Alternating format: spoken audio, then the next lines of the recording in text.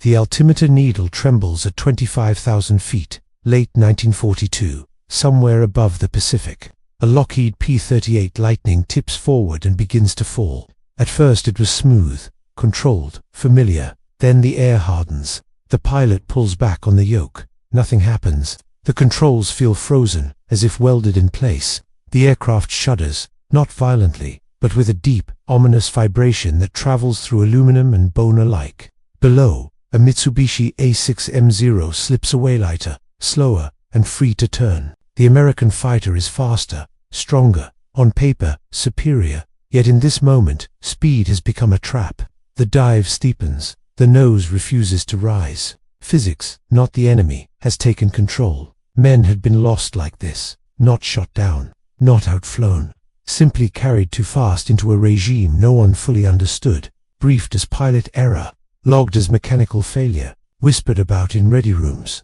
The solution would not come from a new engine or a redesigned wing. It would not arrive as an official doctrine or a factory overhaul. It would begin quietly on the ground with a mechanic, a piece of wire, and an idea most people dismissed as stupid. From that moment in the sky, the story widens back to the war that created the problem in the first place. By the time American pilots began encountering that frozen moment in the dive, the air war in the Pacific was already shaped by imbalance. December 1941 had not simply brought the United States into the war. It had exposed how unprepared American air power was for the kind of fighting now demanded across the Pacific Ocean. Vast distances, isolated airfields, naval battles that unfolded beyond the horizon. An enemy aircraft designed for an entirely different philosophy of combat. The Mitsubishi A6M Zero had been built for one thing: turning fights. Lightweight construction, exceptional low-speed maneuverability, long range. Against it, early American fighters struggled. They were heavier, more rugged, designed with European combat assumptions in mind: shorter ranges, higher survivability, and engagements over friendly territory. The Zero thrived where mistakes were fatal and altitude was everything. By early 1942, the pattern was painfully clear. American pilots who attempted to dogfight Japanese fighters died quickly. The aircraft could not keep up in a horizontal turn. The Zero simply carved inside them, placing rounds into cockpits and engines before the fight had truly begun. The United States Army Air Forces needed an answer that did not rely on matching agility with agility. That answer, at least in theory, was the Lockheed P-38 Lightning. The P-38 was unlike anything else in the sky. Twin engines, twin booms, a central nacelle carrying the pilot, and a concentrated nose-mounted armament that eliminated the convergence problems plaguing wing-mounted guns. It was fast, it climbed well, it carried heavy firepower, and most importantly for the Pacific, it had range. On paper, it was ideal. In practice, it arrived carrying a problem no one fully grasped. The Lightning's Allison engines allowed it to reach altitudes most Japanese aircraft struggled to attain. From there, American pilots were instructed to fight differently. No turning contests, no prolonged engagements. The doctrine was simple: altitude, speed, and vertical maneuver. Dive on the enemy. Fire once, climb back to safety. It was a sound idea. It mirrored energy fighting principles already proven in Europe. And initially, it worked. But as pilots pressed their dives steeper to gain advantage, a dangerous boundary revealed itself. At high speeds, near the transonic range, the P-38 began to behave strangely. Controls stiffened. The nose dropped unexpectedly. Pulling back on the yoke produced delayed or non-existent response. Pilots described the sensation as flying into molasses. Others said it felt like the aircraft had decided on its own trajectory. This phenomenon would later be understood as compressibility effects, localized shockwaves forming over the wing and tail surfaces as airflow approached the speed of sound. But in 1942, compressibility was still a laboratory concept, not a combat reality. Test pilots at Wright Field had encountered it briefly. Engineers knew it existed in theory, but few believed frontline pilots would encounter it in routine combat. They were wrong. Across the Pacific, incident reports began to accumulate. P-38s lost in dives with no enemy fire. Aircraft recovered only when pilots reduced throttle and waited, helpless, for speed to bleed away if they had enough altitude left. Some never did. The Zero did not need to outdive the Lightning. It only needed to survive long enough for gravity to do the rest. By mid-1942, The P-38's greatest advantage, speed, was becoming its greatest liability, and the war was not slowing down to allow engineers time to catch up. As losses mounted, the question was no longer whether there was a problem, but whether anyone could fix it before the Pacific claimed more pilots. The reports arriving from the Pacific were unsettling, not because they were dramatic, but because they were consistent. Pilots described the same sequence: a high-altitude approach, a steep dive, an attempt to pull out, and then nothing. The aircraft continued downward, as if deaf to human input. Those who survived learned to recognize the onset, the heavy stick forces, the subtle vibration through the airframe, the growing sense that the Lightning had crossed an invisible threshold. Commanders struggled to interpret what they were reading. There was no enemy fire, no obvious structural failure. Wreckage, when it could be recovered at all, showed no clear cause. In an air war already plagued by mechanical failures, navigation losses, and combat attrition, these incidents were easy to misclassify. Some were attributed to pilot error, others to overspeeding the aircraft. A few were quietly set aside, unresolved. The disconnect between combat experience and engineering understanding widened with every sortie. At Wright Field in Ohio, where the Army Air Forces conducted flight testing and evaluation, compressibility was a known but poorly mapped phenomenon. Wind tunnels of the era could not fully replicate transonic conditions.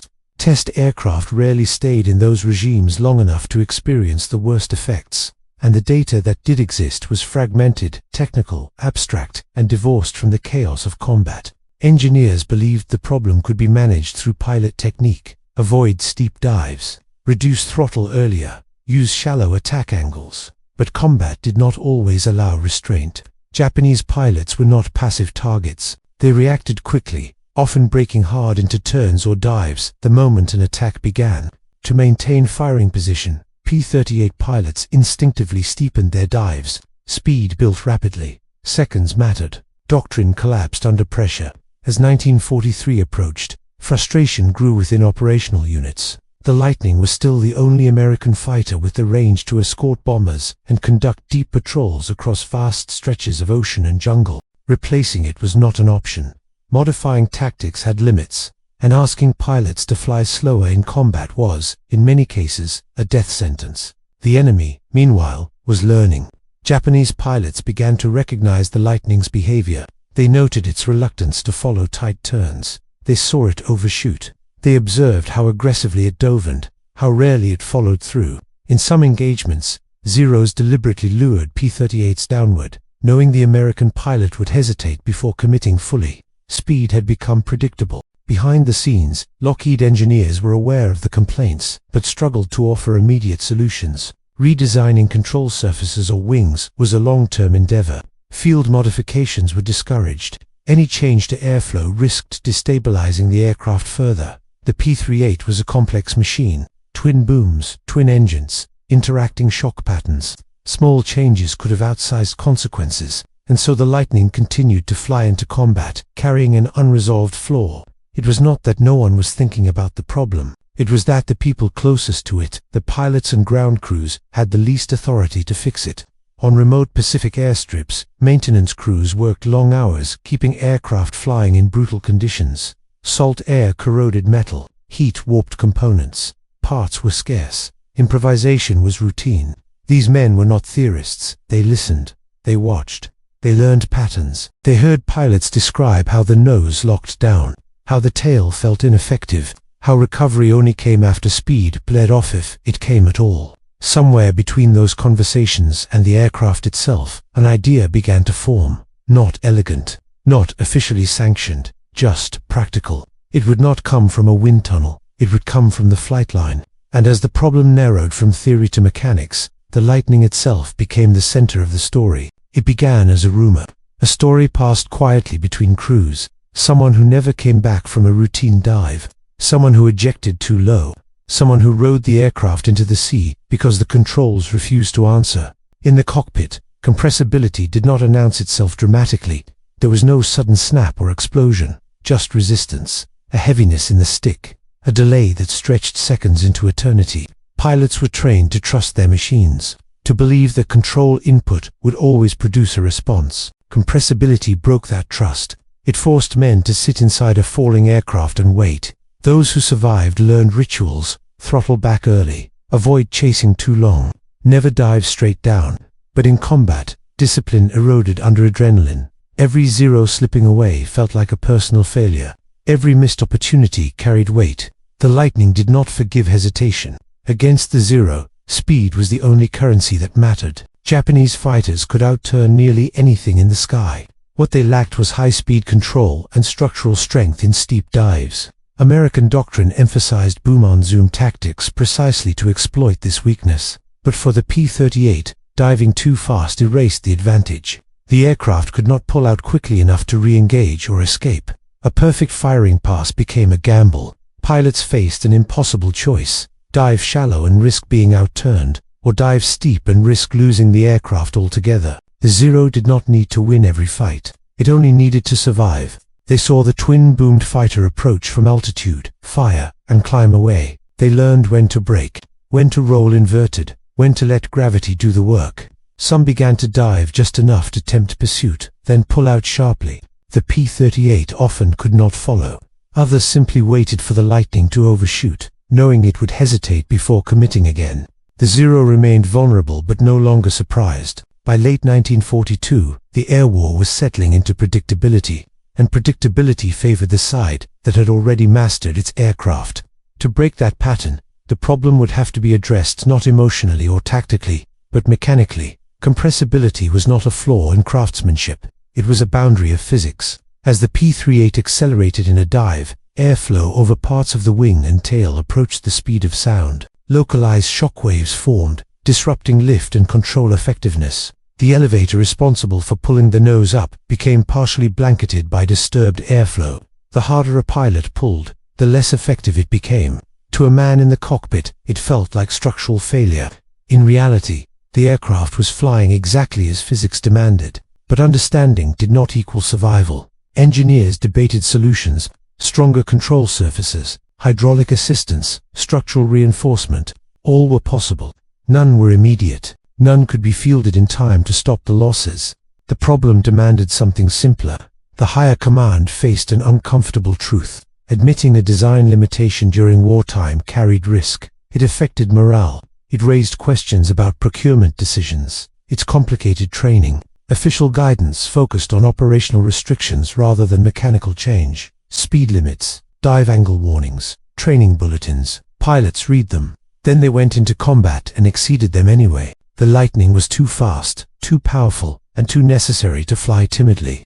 On the ground, mechanics watched pilots walk away from aircraft, shaking their heads. They saw bent panels, stress cracks, and oil streaks that told stories long before reports were written. They were not authorized to redesign aircraft, but they were expected to keep them alive. Every lost P-38 was more than a statistic. It was a pilot trained for months, a machine shipped thousands of miles, a gap in a formation that could not be easily filled. Ground crews felt the weight personally. They launched aircraft. They watched them disappear. Sometimes they waited days before learning what happened. When an aircraft was lost without enemy fire, the frustration cut deeper. There was no enemy to blame, only an invisible line in the air. By early 1943, patience was exhausted. Not officially, quietly. Someone had to try something. Not a redesign, not a theory, just a way to help the aircraft breathe in the dive.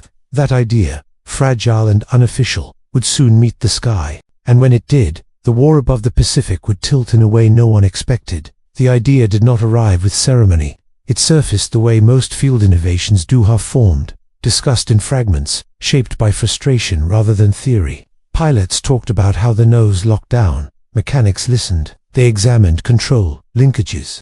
They studied airflow patterns the only way they could, by watching how oil streaked across metal after a flight. One observation stood out. At high speed, the Lightning's wing produced immense lift, but the tail struggled to counter it. The elevator simply could not bite into clean air. If the tail could be forced down just slightly earlier in the dive, the aircraft might recover before compressibility fully took hold. The solution proposed was almost embarrassingly simple. Add a small flap beneath the wing, not to slow the aircraft, not to change its role, but to shift airflow just enough to increase tail effectiveness during high-speed dives. This was not a new aerodynamic concept. What was new was where it came from. The idea was tested quietly, improvised. Pieces of metal were shaped by hand. Wiring, temporary, crude and reversible, was used to control the flap. No blueprints, no formal approval, just a belief that the aircraft needed help, and that waiting for permission would cost lives. The first test dives were cautious. Pilots took modified P-38s to altitude and pushed them into controlled dives. They waited for the familiar heaviness, for the deadened controls. This time, something changed. The stick stiffened, but it moved. The nose responded. Recovery came earlier, cleaner, with altitude to spare. The aircraft did not fight itself. It was not perfect. The modification added drag. It altered handling slightly, but the trade was immediate and undeniable. The Lightning could come back. Word spread faster than paperwork ever could. More aircraft were modified. Not officially, not uniformly. Just enough to prove the point. Pilots requested the change. Mechanics complied. Commanders noticed that aircraft were returning when they used to be lost. Eventually, the evidence could no longer be ignored. Reports reached Wright Field. Engineers reviewed the data. Formal testing began. The stupid idea was given a name: dive recovery flaps. What began as wire and instinct was now entering the realm of doctrine. But theory would mean nothing until the modification faced the one place that mattered: the sky, with the enemy waiting. When the modified P-38s returned to combat, the difference was subtle but decisive. From altitude, the approach looked the same. The Lightning still built speed rapidly in the dive. The wind still howled over the canopy. The airframe still trembled as it neared its limits. But this time, when pilots pulled back, the aircraft answered. Recovery came not by waiting, but by command. That single change reshaped everything.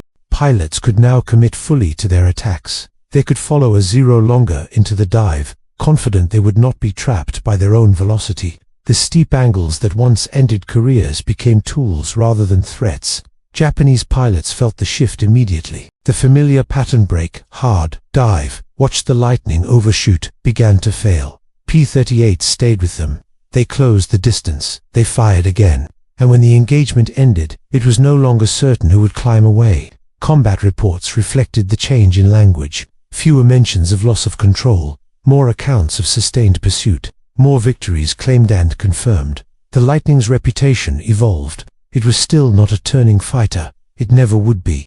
But it no longer needed to be cautious. Speed, once a liability, was reclaimed as an advantage. The aircraft could now dictate terms in the vertical plane with confidence. By mid-1943, dive recovery flaps were formally approved and incorporated into production and retrofit programs. Training manuals were updated. Restrictions were revised. The modification spread across units operating in the Pacific and beyond. The Zero did not become obsolete overnight. Japanese pilots remained skilled, dangerous, and determined. But the asymmetry was broken. The Lightning was no longer fighting physics alone. Kill ratios improved. Losses declined. Most importantly, pilots trusted their aircraft again. Trust changed behavior. Behavior changed outcomes. The war in the air did not end with a single invention, but it pivoted on it. The P-38 would go on to escort bombers, hunt enemy aircraft, and dominate vast expanses of sky. It would carry aces like Richard Bong and Thomas Maguire to fame, not because it turned better, but because it finally survived its own speed. And behind that survival was no sweeping redesign, just a small mechanical insight, born on the flight line, proven in blood and altitude. With the immediate crisis resolved, the consequences of that moment began to ripple outward through doctrine, design, and the memory of those who flew. The adoption of dive recovery flaps did not arrive with fanfare. It came quietly, folded into technical orders and modification kits, its significance masked by the routine language of maintenance manuals. Yet across the Pacific, its impact was measurable almost immediately. Loss reports told the story first. Incidents attributed to unrecoverable dives declined sharply. Pilots who once spoke cautiously about dive angles now described full power attacks with confidence. Aircraft that would have been written off months earlier returned, battered but intact, their crews shaken yet alive. The P-38's operational envelope expanded. Units began planning attacks that relied on steep vertical maneuvering rather than avoiding it. High-speed slashing passes became standard rather than risky. The Lightning was no longer constrained by an invisible ceiling of fear. Enemy behavior shifted in response. Japanese pilots, long accustomed to exploiting the P-38's hesitation, found their assumptions failing. Diving no longer guaranteed escape. Pullouts were contested. Engagements extended longer, draining fuel and exposing vulnerabilities the Zero could not easily hide. Strategically, the change mattered. The P-38 was not just a fighter, it was a long-range asset. With greater confidence in dive recovery, commanders were willing to push it deeper into contested airspace. Escort missions stretched farther. Reconnaissance flights grew bolder. Interdiction operations increased. Numbers reflected the trend. While exact kill ratios varied by unit and period, operational assessments noted improved survivability and effectiveness following the modification. It was not a miracle cure, but it was decisive where it mattered most. On the ground, mechanics continued their work without recognition. The modification was now official, standardized, and mass-produced. The improvised wire was replaced by engineered controls. The idea's origin faded into paperwork, but those who had been there remembered. They remembered when the problem had no name, when the solution had no approval, when the only choice was to try. As the war moved forward, the Lightning's story became one of adaptation rather than limitation. It no longer carried the stigma of unpredictability. Instead, it earned a reputation for resilience and reach. Yet the significance of that small flap extended beyond one aircraft and one theater. It altered how aviation itself would confront the edge of speed. The effects of the P-38's transformation did not end with combat success. They reshaped how engineers, commanders, and pilots thought about speed itself. Before the war, the transonic regime had been theoretical territory. Wind tunnels hinted at it. Equations described it. But the Lightning forced aviation to confront it in operational reality. Compressibility was no longer an abstract concept. It was something that killed trained pilots in combat aircraft. The dive recovery flap became a bridge between eras. Its success demonstrated that transonic problems could be mitigated, not only through brute structural strength, but through subtle airflow management. Small changes, properly applied, could restore control where raw power failed. This lesson accelerated research. Data gathered from modified P-38s fed into post-war studies. Engineers examined shockwave behavior, tail effectiveness, and control response at high Mach numbers. What had once been feared became measurable. The path towards swept wings, all-moving tailplanes, and hydraulic boost systems ran through these wartime lessons. Recognition, however, remained uneven. Test pilots received citations. Aces received headlines. Engineers published papers. Ground crews, the men who had listened, observed, and improvised, rarely appeared in official histories. Their contribution survived mostly in oral accounts and technical footnotes, yet their influence endured.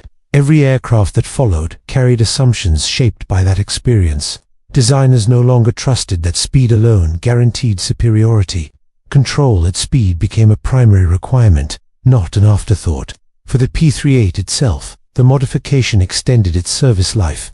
It remained a frontline fighter through the latter half of the war, adapting to new roles as the conflict evolved. It flew in Europe, it flew in the Mediterranean, and it continued to dominate in the Pacific skies, where it had nearly been undone by its own velocity. The Zero, meanwhile, could not adapt as easily. Its lightweight construction limited upgrades, its performance edge narrowed, and as American aircraft learned to exploit the vertical plane safely, the balance of power shifted permanently. The war would grind on, shaped by countless decisions and innovations. But some moments stood apart, not because they were dramatic, but because they were precise. A single flap, a single idea, a single refusal to accept loss as inevitable. And in the quiet, after the engines cooled, the meaning of that choice lingered, waiting to be understood.